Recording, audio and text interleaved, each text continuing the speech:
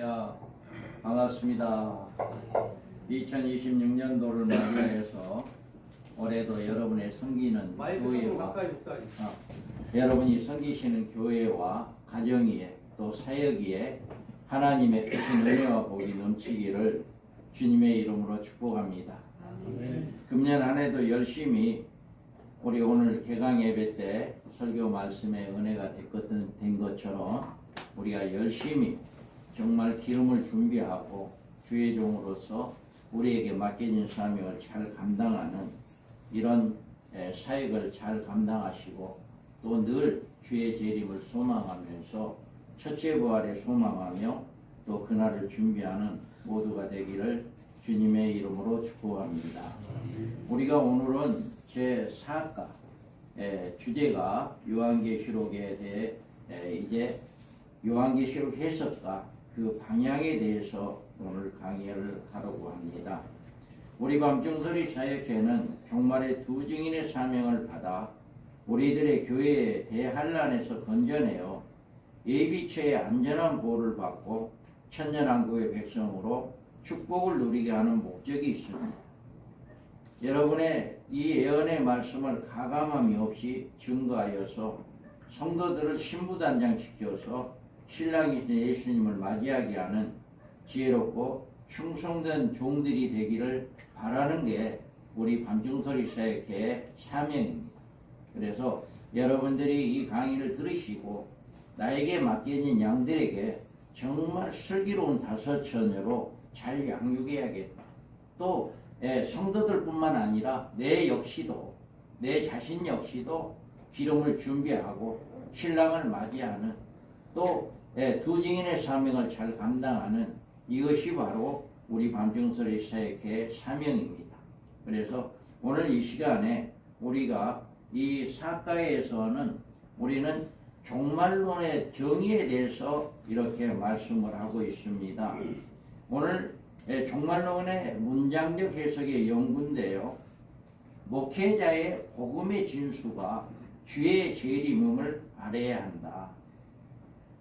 복음의 주체는 예수 그리스도입니다. 우리가 전해야 할 복음은 예수 그리스도가 우리에게 주신 구속의 은혜를 전하는 것입니다.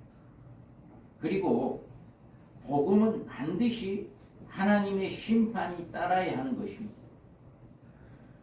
이 심판이 예수님의 재림으로 나타나기 때문에 주의 재림이 없이는 복음의 결실이 있을 수가 없습니다.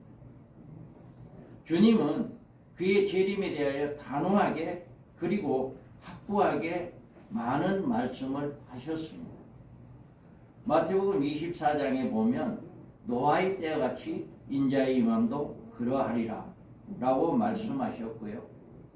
또 24장 42절에도 그러므로 깨어있으라 어느 날에 너희 주가 임할는지 너희가 알지 못한다라고 말하고 있습니다. 그러면서 44절에도 이러므로 너희도 준비하고 있으라 생각지 않을 때 인자가 온다고 라고 말씀하고 있습니다. 그러면서 누가복음 18장 8절에도 내가 너희에게 이르노니 속히 그 언어를 풀어주리라. 그러나 인자가 올 때에 세상에서 믿음을 보겠느냐라고 말씀하고 있습니다. 우리는 마지막 때에 정말 우리가 노아의 때와 같이 인자의 임함이 오는 그때에 믿음을 보겠느냐 하는 주님의 말씀을 우리는 명심해야 하고 귀담아 들어야 합니다. 그런데 이것보다도 지금 이 앞에 나열되어 있는 말씀보다도 더 절박한 말씀이 있습니다. 계시록 22장 7절에 보면 보라 내가 속히 오리니 이 두루마리 예언의 말씀을 지키는 자는 복이 있으리라 이렇게 말씀합니다. 그러면서 20절에 보면 이것들을 증언하시니가 이르시되 내가 진실로 속히 오리라 하시거늘 아멘 주 예수의 오시옵소서 이렇게 말씀하고 있습니다. 그러므로 주의 재림이 담겨져 있지 아니한 복음은 진정한 복음이 아닙니다. 주의 재림이야말로 구원의 안성을 이루는 일이며 성도들에게 가장 놀라운 축복을 안겨주는 복음의 성취의 최종적인 최대의 사건입니다. 그래서 우리가 우리 사역에 나온 우리 주의 종들만큼은 반드시 주의 초림과 재림에 관한 복음이 겉들어져야 한다. 즉 예수님의 재림에 대한 메시지가 우리 성도들에게 선포되어지는 그런 교회들이 되어야 한다 라고 하는 것을 이야기하고 있습니다. 그렇다면 우리가 하나님의 종들이 강단에서 전하는 메시지는 두 가지로 요약할 수가 있습니다. 하나는 그리스도의 복음을 주의 재림과 연결시켜 성도들로 그들의 신앙생활을 주님의 재림에 소망을 두게 하는 말씀을 선포합니다.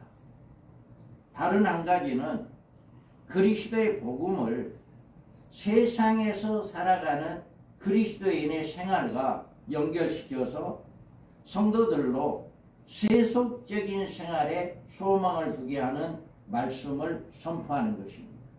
교회에서 선포되는 것은 이 두 가지. 이 두 가지인데 과연 우리 교회는 지금 내가 섬기고 있는 교회에서는 이 둘 중에 어느 것을 선택하고 있고 어느 말씀이 선포되고 있느냐라고 하는 것입니다. 지금 많은 하나님의 종들은 후자인 쪽에 많이 택하고 있고 종말에 관심을 가졌던 분들도 점점 주님의 재림에 관한 관심이 식어지고 세속적인 소망으로 바꾸어지고 있습니다. 그런데 우리는 주님의 말씀하신 지혜로운 종과 악한 종이 누구인가에 대해서 분명하게 해답을 성경에서 말씀해 주고 있습니다. 우리 마태복음 24장 48절 51절 읽어봅니다. 만일 그 악한 종이 무엇에 생각하기를 주인이 너를 위하여 공무들을 때리며 술집과 더불어 먹고 마시게 되면 생각하지 않는 날 알지 못하는 시간에 그 종의 주인이 들어 어미 때리고 외식하는 자 받는 벌에 처하리니 거기서 슬피 울며 이를 가리라. 아멘. 여기에서 보면 예수님은 악한 종이 누구인가에 대한 정의를 분명하게 내렸습니다. 악한 종이란 교인들의 수요에 있는 것도 아니고요. 목회자의 자질에 있는 것도 아니고 설교를 잘하고 못하고 있는 일도 아닙니다. 목회를 잘하고 못하는 일에 기준을 둔 것도 아닙니다. 이 말씀의 핵심은 악한 종이란 주인이 더디오리라 하는 생각으로 목회하는 하나님의 종들이라고 하는 것입니다. 그들의 목회에는 예수님의 재림에 관심이 없습니다. 그들의 메시지에는 예수님의 재림이 없습니다. 주님은 이런 당신의 종들을 악한 종이라고 이렇게 분명하게 말하고 있습니다. 이런 종들의 메시지는 결국 그 말씀을 듣는 성도들도 노아 시대 사람들처럼 세속적인 생활에 깊이 잠들게 하는 것입니다. 그러므로 누가복음 18장 8절에 보면 내가 너희에게 이르노니 촉히 그 원한을 풀어주리라. 그러나 인자가 올 때에 세상에서 믿음을 보겠느냐 하시는. 여기에서는 인자가 올 때 세상은 믿음을 보겠느냐고 하는 주님의 말씀입니다. 주님의 단식은 교인의 수요와 관계가 된 말씀도 아니고 구원받은 성도들의 수요와 연관된 말씀도 아닙니다. 내가 올 때 노아의 식구들처럼 방주에 들어갈 수 있는 성도들이 얼마나 되겠느냐라고 하는 말씀이에요. 지금 우리가 슬기로운 5처녀와 10처녀를 두고 이야기했던 것처럼 5처녀는 기름을 준비했기 때문에 신랑을 맞이하고 들어갈 수 있었던 것처럼 정말 주님이 오실 때 과연 얼마나 그 신랑을 맞이할 수 있는 자가 있느냐라고 하는 것입니다. 신랑을 맞이한 신부단장을 한 성도들이 과연 얼마나 되겠느냐라고 하는 말씀입니다. 종말의 하나님의 교회가 이처럼 주님이 보시기에 불신적인 교회로 전락하는 것입니까? 재림의 메시지를 전해야 할 주의 종들이 주인이 더디오리라고 하여 동무들을 때리며 술친구들을 더불어 먹고 마시는 생활을 권장했기 때문입니다. 동무들을 때리며 술친구로 더불어 먹고 마시는 일이란 세속적인 신앙생활을 가리키는 표현입니다.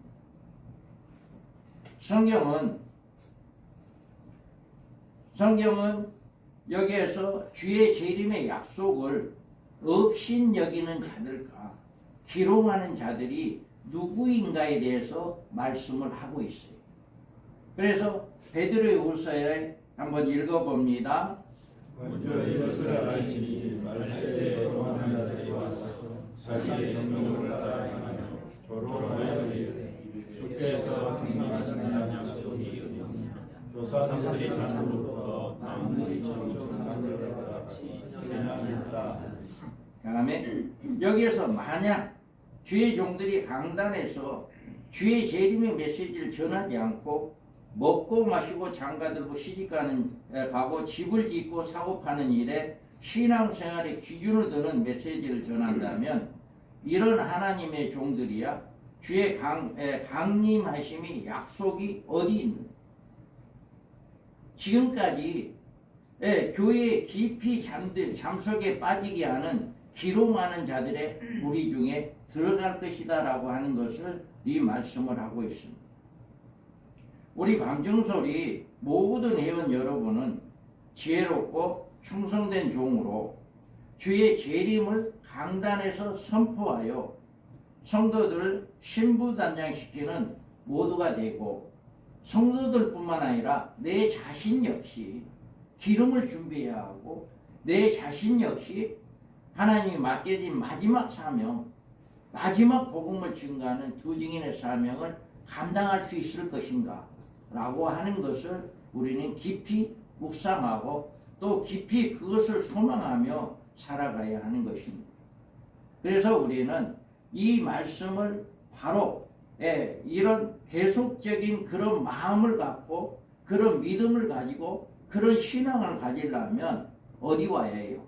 계속적으로 깊이 말씀을 연구하고 또 그런 무리에 같이 합류하고 같이 신앙생활하고 이럴 때 우리의 믿음이 함께 올라가는 이런 역사가 일어납니다.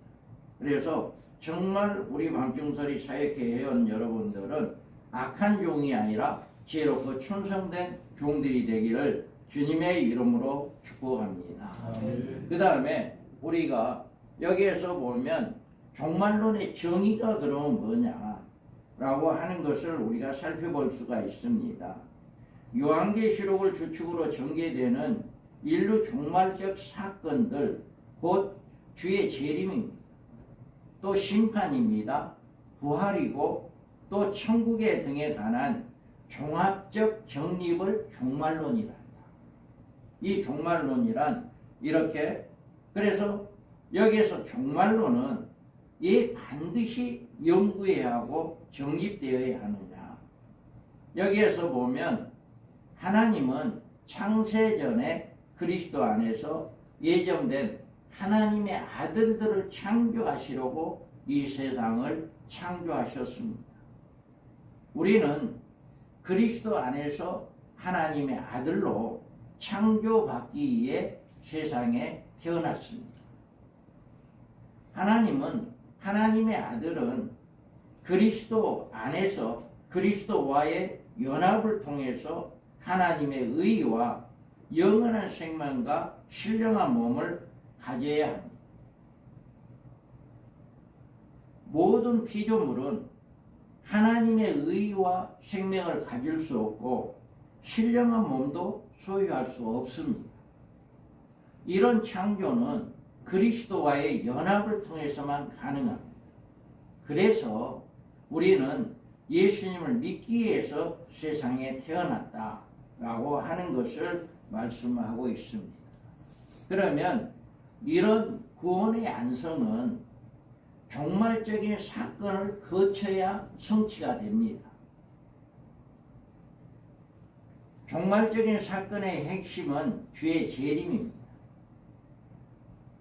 주의 재림으로 이 세상을 심판하시고 천년왕국을 세워지고 마지막 생명의 부활과 호련한 변화로 신령한 몸을 입어 하나님의 아들의 창조가 완성이 되며 새 예루살렘에서 하나님의 아들의 권세로 살아가게 됩니다.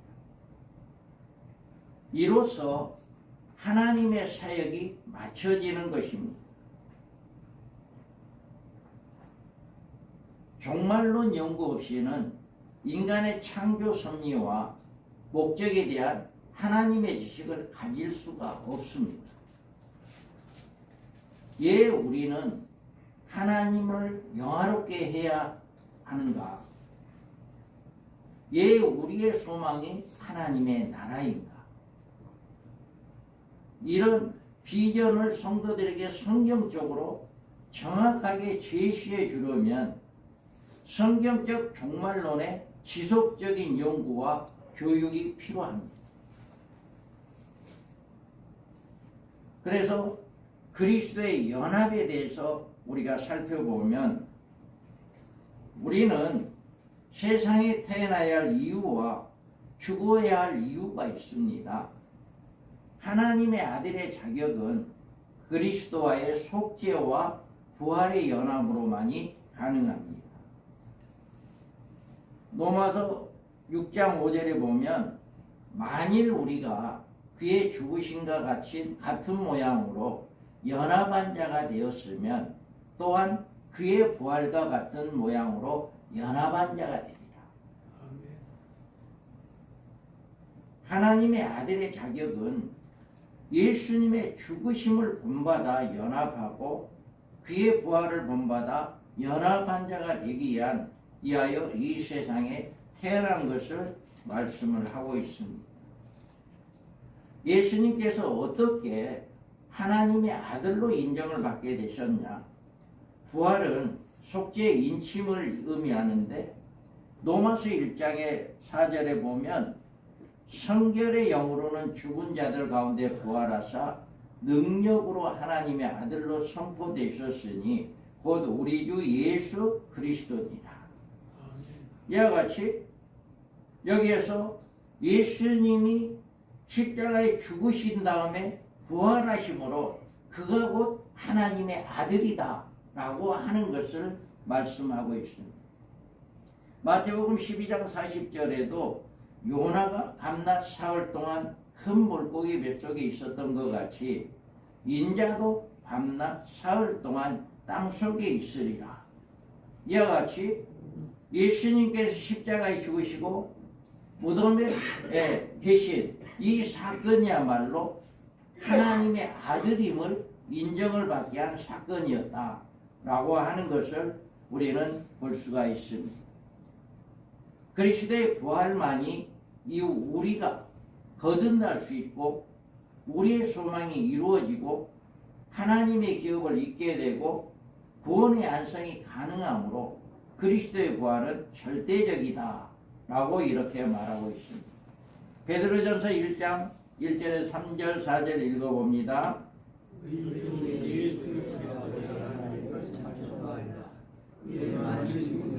예수 그리스도를 죽은 자 가운데서 부활하게 하심으로 말미암아 우리를 거듭나게 하사 사는 소망이 있게 하시며 썩지 않고 더럽지 않고 쇠하지 아니한 유업을 있게 하시나니 곧 너희를 위하여 하늘에 간직하신 것이라. 아멘. 이와 같이 우리가 부활로만이 우리가 거듭날 수 있는 우리의 산 소망을 이렇게 예수 그리스도의 아버지 하나님을 찬송하는 이런 역사가 일어나게 된다라고 하는 것을 말씀하고 있고 고린도전서 15장 17절 19절 읽어봅니다.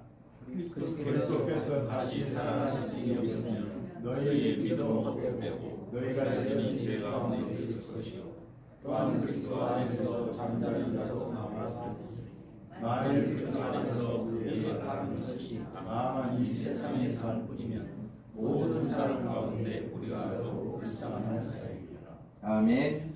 자, 우리가 이 세상에 태어나야 하고 죽어야 할 이유는 그리스도와의 연합을 이루기 위함입니다.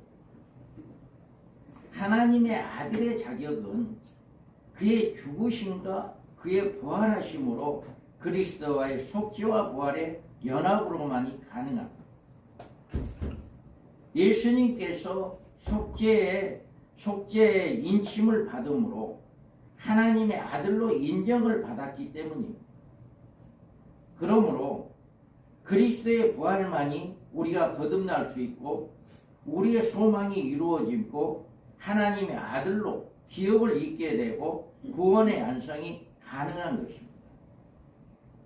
예수님의 죽은 자 가운데서 부활하심으로 말미암아 거듭나게 하며 산 소망을 가지게 하고 하나님의 기업을 잇게 하는 것입니다.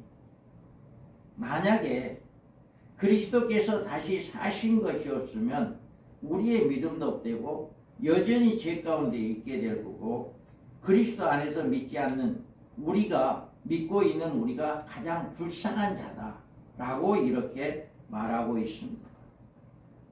그래서 우리는 온전히 이와 같이 예수 그리스도의 부활로만이 우리가 거듭날 수 있고 우리의 소망이 이루어지고 하나님의 기업을 잇게 되고 구원의 안성이 가능하여지므로 그리스도 부활은 절대적이다 하는 것을 우리가 믿고 우리는 온전히 부활하신 주님과 연합되는 복된 역사가 있기를 소망합니다. 그 다음에 우리가 종말론 해석법에 대해서 어떻게 그러면 종말론을 해석할 거냐라고 합니다. 자, 여기에서 보면 우리는 종말론 해석에 있어서 요한계시록을 바로 해석하기 위해서는 지금까지 교회가 요한계시록을 어떻게 해석해 왔으며 다른 해석법이 어떤 것인가를 알아야 합니다. 요한계시록은 그 특유한 상징적인 성격 때문에 해석법의 이해가 중요합니다. 해석법이란 어떤 사건이나 말이 나와 무슨 관계가 있는지를 알아내는 방법을 가리키는 것으로 예부터 지금까지 계시록을 해석하는 데 대체적으로 4가지 해석법을 가지고 있습니다. 그래서 과거적 해석이 있습니다. 과거적 해석은 요한이 생존했던 시대의 교회와 로마 정권과의 투쟁으로 역사로 보는 견해로 주 100년을 전후한 시대에 모두 성취되었다는 해석입니다. 그 예로 계시록 2장 3장의 우상숭배는 당시의 황제를 예배하는 것으로 그렇게 이해를 하고요. 또 13장의 짐승은 네로를 의미하고 17장의 바벨론은 로마 제국을 가리킨다는 등으로 이렇게 이야기를 하고 있습니다. 계시록 전부를 과거적으로 보고 해석하는 이유 중에 하나는 계시록 22장 7절에 보라 내가 속히 오리니 이 두루마리 예언의 말씀을 지키는 자는 복이 있으리라 하더라. 또 12절에 보라 내가 속히 오리니 내가 줄 상이 내게 있어 각 사람에게 그가 행한 대로 갚아주리라. 또 20절에 이것들을 증언하시니가 이르되 내가 진실로 속히 오리라 하시거늘 아멘 주 예수에 오시옵소서. 이와 같이 예수님께서 속히 오신다 라고 말씀을 했기 때문에 강조를 했기 때문에 계시록 전부는 계시록 기록 이후에 오래지 않아서 다 이루어진 것이다 라고 해석하는 해석 방법입니다. 그러나 이 해석은 요한의 당시의 상황이 계시록에 반영됐다고 보는 점에서는 굉장히 좋은 점입니다. 그러나 계시록에 기록된 사실들이 전부 그 당시에 이루어졌다고 보는 점에서는 용납될 수 없는 흠이 있습니다. 현세의 멸망, 그리스도의 재림을 그 당시에 다 이루어졌다고 보는 것은 언어도 아니고 이런 견해는 결국 그리스도의 재림을 포함한 종말적 사건에 비약하는 이런 결과를 초래할 수밖에 없다. 그래서 과거적 해석이 성경적이 아니다라고 하는 것을 이렇게 입증합니다. 그 다음에 우리는 역사적 해석이 있습니다. 계시록에 담겨진 계시를 전 교회사적 측면에서 해석하는 방법입니다. 이 해석은 미래적 해석과 과거적 해석의 중용을 취하는 해석 방법입니다. 계시록을 기록한 당시로부터 세상 끝에 이르기까지 역사 가운데 되어 있는 이제 잘 중요한 일들을 미리 보여준 것으로 해석하는 방법인데, 그러나 이 해석법에서 학자에 따라서 계시록의 내용이 어느 시대 어떤 일을 가르친 것인가에 대해서는 일치하지 않고 의견이 굉장히 분분합니다. 이 해석법은 계시록을 그리스도의 승천부터 재림까지의 전 시대에 적용하려는 점에서는 굉장히 좋은 방법인데, 계시록을 마치 계산자나 인류 역사의 시간표처럼 취급하여서 계시록에 나온 사건들을 자기 마음대로 어떤 특정한 인물이나 시대와 결부시키는 점에 대해서는 잘못된 점이다 라고 하는 거예요. 계시록은 전체적으로 전체로서 교회에 주신 것이지 이를 시기별로 나누어서 각 시대에 할당하고 주신 것이 아니기 때문에 이런 해석법도 다르지 않다라고 하는 것을 볼 수가 있습니다. 그 다음에 우리가 미래적 해석법이 있습니다. 여기에서 보면 계시록에 장차 이루어질 미래적인 사건으로 연결하여서 해석하는 방법을 미래적 해석이다 합니다. 계시록을 주로 인류 종말에 있을 7년 환란과 연계시켜 해석합니다. 그러나 이 해석법에 따르면 대부분의 학자들이 다니엘을 받은 70주의 계시의 날을 한 일의 일에 대해서 중점적으로 보여주는 계시로 인정합니다. 이와 같이 상기 해석법들의 장점과 단점들은 계시록을 해석함에 있어서 어느 한 해석법에나 의존하는 것이 허락지 않는다라고 하는 거예요.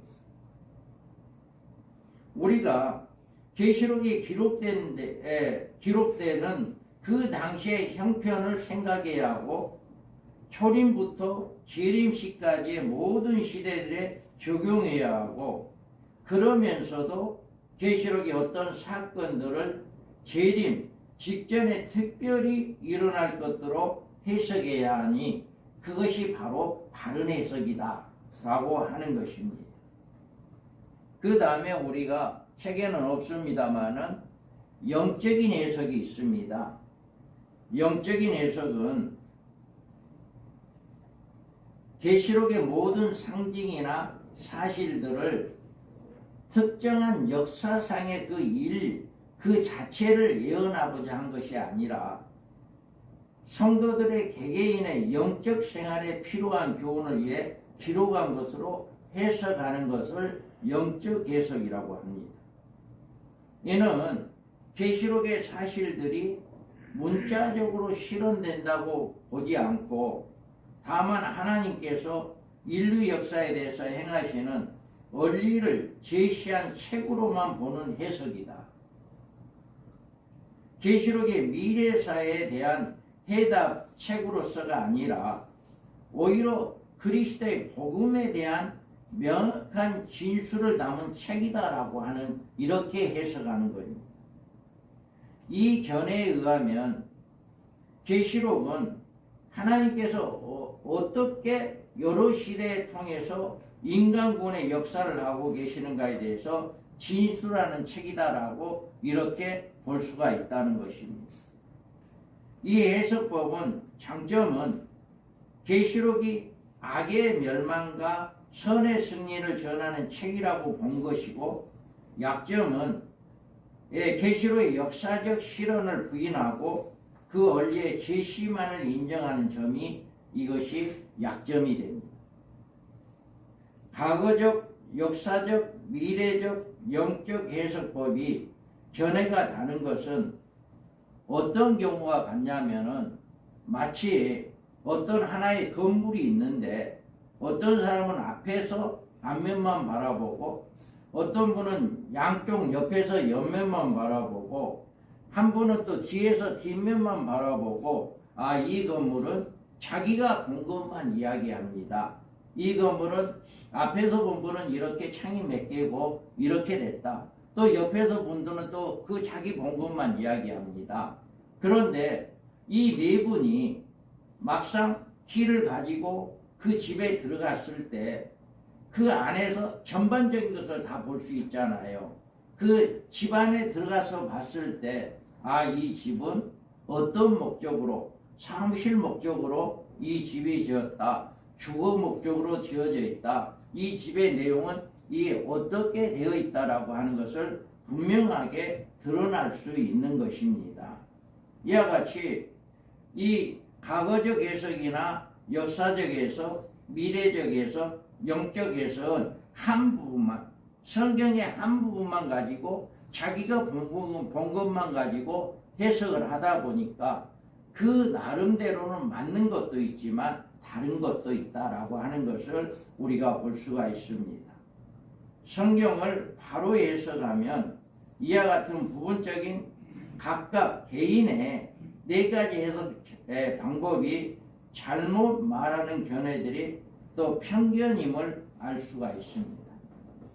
그래서 네 가지 견해를 통일되고 일치되게 볼 수 있으며 소모적인 불필요한 논쟁이 사라지고 화합을 이룰 수 있는 것이 바로 요한계시록의 해석에 천년기설이 필요하다라고 하는 것을 이렇게 잘 보여주고 있습니다.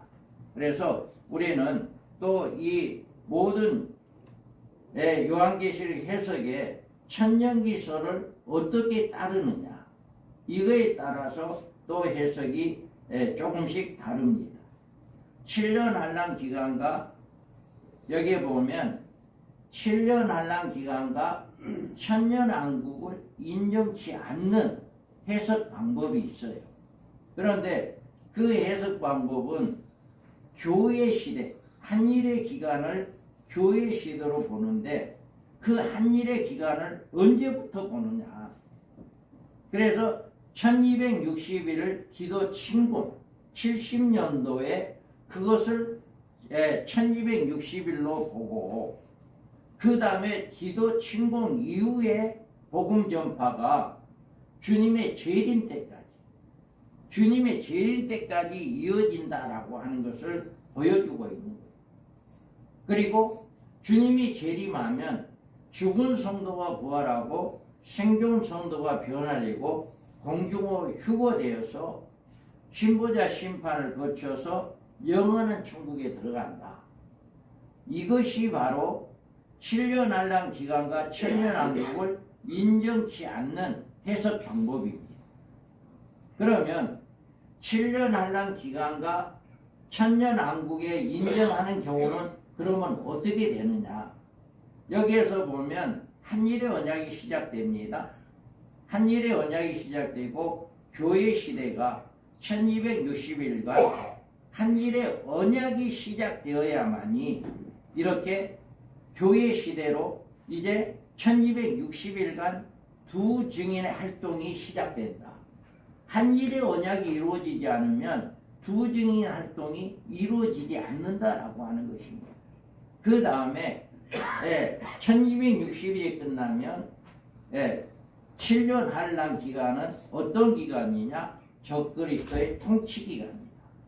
그래서 전 3년 반이 두 증인의 활동 기간이고 후 3년 반은 적그리스도의 통치 기간이다. 그래서 주님이 재림할 때 성도들이 그동안에 살아있는 생존 성도들, 죽은 성도들이 아닌 살아있는 성도들은 공중으로 올라가서 천년왕국에 들어가서 천년을 살고 신보자 심판을 거쳐서 영원한 천국에 들어간다 라고 하는 것을 이렇게 이야기하고 있습니다. 이와 같이 우리가 이 천년기설을 어떤 천년기설을 따라야 하고 어떤 천년기설이 가장 성경적인 천년기설인가 라고 하는 것을 우리가 이 도표만 보고 우리가 살펴봐도 바로 드러날 수 있는 이 내용들입니다. 그래서 우리가 이 도표를 통해서도 우리가 보여줄 수 있어요.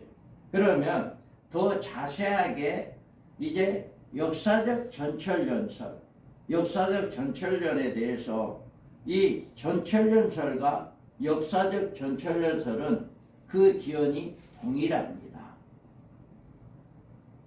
그래서 세대주의의 종말론과 구별하기 위해서 근래에 역사적이란 이름을 추가했다. 여기에서 보면 예수님의 초림이 있습니다. 교회 시대죠.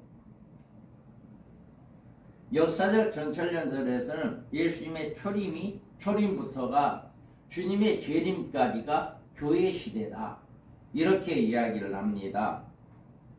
그리고 7년 환란이 있고 지상재림이 있고 죽은 성도가 부활하고 생전 성도도 변화되고 공중에 휴거돼서 천년왕국에 들어가고 신보자 심판을 거쳐서 천국과 지옥에 간다 라고 하는 이게 바로 역사적 전철연설의 천년기설의 해석 방법입니다. 그러면 역사적 전철연설의 해석 방법 중에 세대주의 종말론과 유사한 점이 굉장히 많습니다. 두 증인을 교회의 복음 전도로 해석합니다. 14만 4천을 구원받은 성도들의 총수요로 해석을 합니다. 6장의 흰말을 그리스도 예수님으로 해석을 합니다. 예비처를 인정하지 않고 교회 환란 통과설을 주장합니다. 이들은 예비처가 없습니다. 그리고 12장에 여인을 마리아 낳은 아들을 예수로 해석을 합니다. 역사적 전철연설에서는 부활과 변화를 재림 때 휴거시로 본다. 천년왕국에 부활 변화를 받은 몸으로 들어간다. 마지막 부활자는 둘째 부활자로 모두 지옥행이다. 이게 바로 역사적 전철연설의 해석, 천년기설 해석 방법입니다. 역사적 전철연설의 문제점에도 세대주의와 같이 부활관이 있습니다. 재림 때 죽은 성도 부활하고 생전 성도가 변화받아서 첫째 부활로 천년왕국에 들어간다. 이렇게 죽은 성도들이나 살아있는 성도들이 죽은 성도는 부활하고 살아있는 성도는 변화돼서 이들이 바로 첫째 부활자들이다. 그래서 천년왕국에 들어가고 신보자 심판 때 마지막 부활하는데 이 마지막 부활은 누가 부활하느냐? 불신자들이 부활이 바로 둘째 부활이다. 이렇게 해석하는 것이 역사적 전철연설의 해석, 천년기설의 해석 방법입니다. 그 다음에 우리는 무천년설을 한번 살펴보면 무천년설은 역사적 전철연설과 거의 비슷하는데 초림부터 주의 재림은 교회 시대다. 그런데 그 교회 시대가 다른 점은 지금이 천년왕국 시대다. 이 무천년주의자들의 천년기설에는 지금 우리가 살고 있는 이 시대를 천년왕국 시대로 해석을 합니다. 그래서 주님이 재림하면 죽은 성도가 부활하고 생존 성도가 변화되고 천년왕국에 들어가지 않으니까 바로 신보자 심판대에 들어가서 천국과 지옥으로 갈라진다. 이들이 무천년설의 종말관입니다. 그러면 이 70일에로 본 무천년의 이 무천년설은 어떻게 해석을 하느냐. 여기에서 보면 70일에가 시작됩니다. 예루살렘이 중건령이 나죠. 69일에 7일에와 62일에가 끝이 납니다. 그리고 초림 메시아가 이 땅에 예수님이 오시고 난 다음에 1260일 1260일로 갈라집니다. 이게 바로 교회 시대라는 거예요. 그래서 전 1260일은 70년 기도에 의한 예루살렘 침공까지가 1260일로 이렇게 해석을 하고 그 이후에 인류의 종말까지 후 3년 반으로 주의 재림 때까지를 이야기합니다. 그래서 신보자 심판이 있고 신보자 심판이 바로 이어져서 천국과 지옥으로 갈라지는 이런 역사가 일어난다. 이게 바로 무천년설의 종말관입니다. 그러면 무천년설의 종말관의 문제점이 뭐냐? 여기에서 보면 7일에와 60일에가 계속되듯 한 일에도 69일에를 계속되어야 한다. 그러니까 7일에 62일에는 계속 연결됐습니다. 그래서 예수님의 초림이 왔어요. 이와 같이 한 일에 남은 한 일에도 계속 연결해서 그래서 주님의 재림이 이루어져야 한다. 이것을 주장하는 거죠. 디도에 의한 예루살렘 침공 사건은 한 일의 전반부로 그 이후에 후 3년 반으로 해석을 하고 있습니다. 이런 주장으로 종말에 있을 7년 한란설을 배격합니다. 이 무천년설에서는 7년 한란이 없다라고 이야기를 합니다. 이런 해석은 다니엘서 9장 27절에 한 일의 언약자가 짐승이 아니라 예수님이라고 주장합니다. 무천년설에서는 한 일회가 교회 시대가 되고 이 교회 시대가 천년왕국이라고 주장을 합니다. 주 재림과 인류의 부활과 산자의 변화와 신보자의 심판이 동시에 이루어져서 천국과 지옥으로 끝난다. 이게 바로 무천년설입니다. 무천년설은 그들이 세운 학설로 종말의 모든 계시를 상징적 혹은 영적으로 해석을 합니다. 이와 같이 무천년설의 종말간의 문제점들이 이렇게 성경적으로 잘 이렇게 드러나고 있는 것입니다. 그러면 후천년설은 또 어떻게 해석을 하고 있냐? 여기에서 보면 후천년설은 이 우리 강의 안에는 없습니다. 그리고 이 후천년설은 그렇게 아직은 쓰는 교단도 없습니다. 그래서 주의 재림이 천년왕국 후에 온다라고 하는 종말론 학설이에요.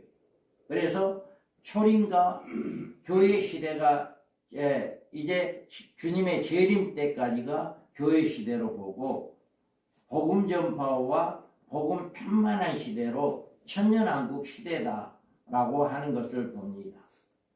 죽은 성도들의 부활과 생존 성도들의 변화, 또 신보자 심판 때 천국과 지옥으로 이렇게 갈라진다라고 하는 것입니다.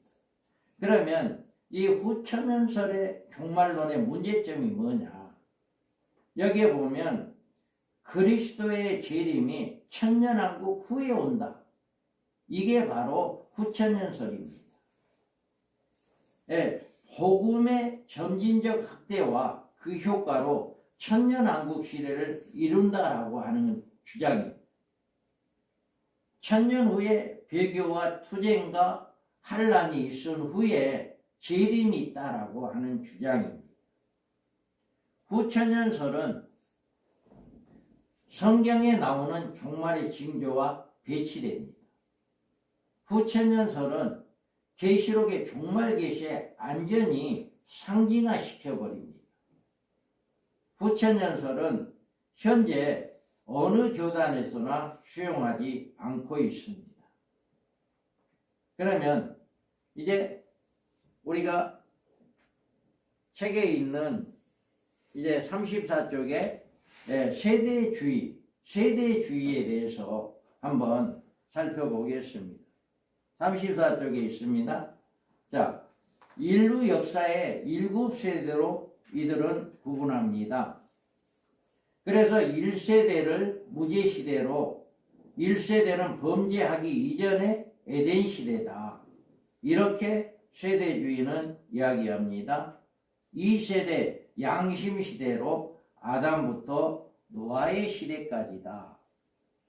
그리고 3세대는 인간 통치 시대로 노아부터 아브람 시대까지다. 그리고 4세대에는 언약 시대로 아브람부터 모세까지다. 5세대는 율법 시대로 모세로부터 예수까지다. 그리고 6세대에는 공중의 재림, 왕국 연기 시대로 예수로부터 7년 한란 전까지를 왕국 연기 시대로 이렇게 보고 있습니다. 그래서 예수님의 재림과 휴거가 이루어지고 7년 한란과 유대인의 회복 기간이다. 그러니까 이 세대주의자들은 7년 한란을 유대인들의 회복 기간이다. 이렇게 보고 있습니다. 그래서 주님이 지상 재림을 하고 여기에서 7세대 천년왕국이 이루어진다. 이렇게 보고 있습니다.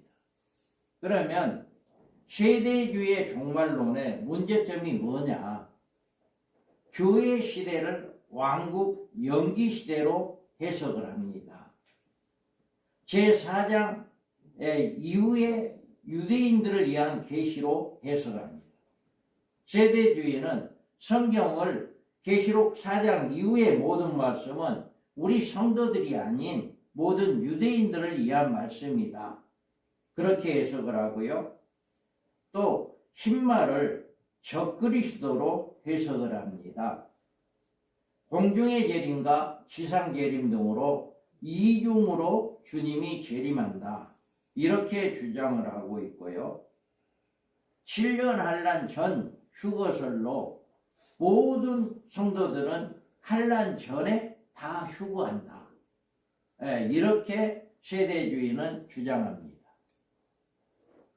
유대인의 육체로 성도의 부활체로 천년왕국을 생활한다. 그러니까 천년왕국에 들어가는 성도들이 유대인들은 육체로 가고 모든 성도들은 부활해서 천년왕국에서 부활체와 육체가 함께 산다. 이렇게 세대주의에서는 해석을 합니다. 각 시대마다 구원의 방법이 다르다는 점에서 이렇게 문제점이 있습니다. 성경의 진리를 뿌리채 흔들어 놓는 종말간임을 세대주의가 잘 보여주고 있는 것입니다. 이와 같이 우리가 앞에서 살펴보는 역사적 전찰년설이나 후천년설이나 또 세대주의나 또 후천년설 이렇게 성경적으로 바른 해석이 아니다라고 하는 것을 살펴볼 수가 있습니다.